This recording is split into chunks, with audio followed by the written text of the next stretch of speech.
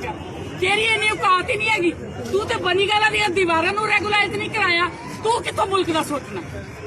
तू अपना घर जिहड़ा ओनूं रेगुलाइज नहीं करवा सकिया ते तू मुल्क दा की सोचना? जे किसी दी धी भैन दी कोई इज्जत करदा ते तुसीं कहंदे हो फलाणे ने सलूट मारिया।